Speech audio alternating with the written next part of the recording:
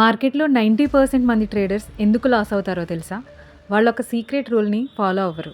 ఆ రూల్ ఏంటో ఈరోజే తెలుసుకోకపోతే రేపు మీ అకౌంట్ ఖాళీ అవ్వడం ఖాయం.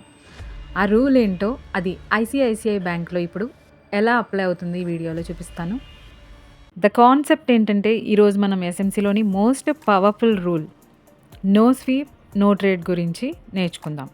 Why it matters, liquidity sweep అంటే ఏంటి, అది జరగకుండా ఎంట్రీ ఇస్తే ఎందుకు లాస్ వస్తుంది అనేది ఈ వీడియోలో క్లియర్గా చూద్దాం.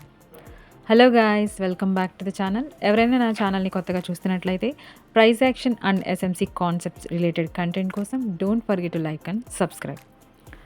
What is liquidity? మార్కెట్లో లిక్విడిటీ అంటే మనీ లేదా ఆర్డర్స్. బిగ్ ప్లేయర్స్ అంటే బ్యాంక్స్, ఇన్స్టిట్యూషన్స్ వాళ్ళ వేల కోట్ల ఆర్డర్స్ని ఫిల్ చేయాలంటే వాళ్ళకి ఎదురుగా సెల్లర్స్ అండ్ బయర్స్ ఉండాలి. మనం generally supports below and resistance above stop losses పెడుతూ ఉంటాం. ఆ స్టాప్ లాస్ పాయింట్స్ దగ్గరే లిక్విడిటీ ఉంటుంది. అంటే the trap equal lows equal highs, అలాగే swing highs and swing lows కింద లిక్విడిటీ అనేది ఉంటుంది. అసలు ఈక్వల్ హైస్ ఈక్వల్ లోస్ ఎలా క్రియేట్ అవుతాయి? ఫస్ట్ ఇక్కడ చూడండి, మార్కెట్ ఒకే లెవెల్ దగ్గర 2 or 3 టైమ్స్ సపోర్ట్ తీసుకున్నప్పుడు వీటిని మనం ఈక్వల్ లోస్ అంటాం. జనరలీ రీటైల్ ట్రేడర్స్ ఇక్కడ సపోర్ట్ ఉందని బై చేస్తారు. వాళ్ళ స్టాప్ లాస్లన్నీ సరిగ్గా ఈ లైన్ కిందనే ఉంటాయి. దాన్నే మనం లిక్విడిటీ, మనీ అంటాం. మార్కెట్ కొంచెం పైకి వెళ్ళగానే చాలామంది అది పైకి వెళ్తుందని బై చేస్తారు, కానీ అది ఒక ఎంట్రీ ట్రాప్. అక్కడ ఎట్టి పరిస్థితుల్లోనూ బై చేయకూడదు. Okay, remember this.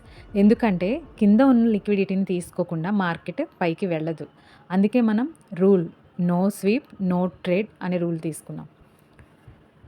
ఇప్పుడు అసలైన సెటప్ చూద్దాం. మార్కెట్ ఫాస్ట్గా కిందికి వచ్చి ఈక్వల్ లోస్ని బ్రేక్ చేసింది కదా, దీన్ని లిక్విడిటీ స్వీప్ అంటాం. అంటే అక్కడున్న స్టాప్ లాస్లన్నింటినీ మార్కెట్ తీసేసింది. ఇలా స్వీప్ జరిగిన తర్వాత మార్కెట్ తన ప్రీవియస్ హైని బ్రేక్ చేస్తూ పైకి వెళ్తే దాన్ని మనం చేంజ్ ఆఫ్ క్యారెక్టర్ అంటాం. అంటే మార్కెట్ స్ట్రక్చర్ షిఫ్ట్, అంటే ట్రెండ్ నిజంగా మారిందని అర్థం. ఎంట్రీ కన్ఫర్మేషన్ ఎలా చూస్తాం? ఓన్లీ చేంజ్ ఆఫ్ క్యారెక్టర్ వస్తే సరిపోదు, స్ట్రాంగ్ క్యాండిల్స్తో డిస్ప్లేస్మెంట్ కూడా ఉండాలి. ఇప్పుడు మార్కెట్ తిరిగి కిందికి వచ్చినప్పుడు ఎక్కడైతే fair value gap unmitigated zone ఉంటుందో అక్కడ మన ఎంట్రీ పాయింట్ అనేది ఉంటుంది. గుర్తుపెట్టుకోండి, ఫస్ట్ లిక్విడిటీ స్వీప్ అవ్వాలి, తర్వాత చేంజ్ ఆఫ్ క్యారెక్టర్ కన్ఫర్మేషన్ రావాలి. ఈ రెండు కలిస్తేనే మన ఎంట్రీ కన్ఫర్మేషన్. ఇలాంటి సెటప్స్లో రిస్క్ తక్కువ, రివార్డ్ చాలా ఎక్కువగా ఉంటుంది. చార్ట్ మీద ఈ లెవెల్స్ని మార్క్ చేసుకొని వాచ్ చేయండి. ఈ స్టాక్లో వీక్లీ టైం ఫ్రేమ్లో ఫస్ట్ కేజ్లో ఇది లిక్విడిటీ ఏదైతే క్రియేట్ చేసిందో ఈక్వల్ లోస్ని గ్రాప్ చేయకుండానే ఇది అప్ మూమెంట్ ఇస్తుంది కదా, ఇది ఓన్లీ పుల్ బ్యాక్ మాత్రమే. నేను ఏదైతే ఆర్డర్ బ్లాక్ మార్క్ చేశానో అక్కడి నుంచి ప్రైస్ రివర్స్ అయ్యే ఛాన్సెస్ అనేవి హైగా ఉంటాయి. బికాజ్ ఫేర్ వాల్యూ గ్యాప్ అనేది మనకి అంతవరకునే ఉంది. సినారియో 2, ఈ కేజ్లో ప్రీవియస్గా ఫామ్ అయిన లోయర్ హైని బ్రేక్ చేసి క్యాండిల్ బాడీ అనేది క్లోజింగ్ ఇచ్చిందంటే అది మళ్ళీ ఏదైతే గ్యాప్ క్రియేట్ చేసిందో ఫేర్ వాల్యూ గ్యాప్ ఇక్కడ, దాన్ని మళ్ళీ స్వీప్ చేయడానికి డౌన్కి వస్తుంది. ఆ స్వీప్ చేస్తున్నప్పుడు మనకి ఇక్కడ క్రియేట్ చేసిన ఈక్వల్ లోస్ లిక్విడిటీ కూడా తీసుకొని ఎగైన్ అప్ మూమెంట్ అనేది స్టార్ట్ అవుతుంది ఈ స్టాక్లో. ఒకసారి అబ్జర్వ్ చేయండి ఈక్వల్ లోస్ ఈక్వల్ హైస్ అనేది ఎలా వర్క్ అవుతుంది.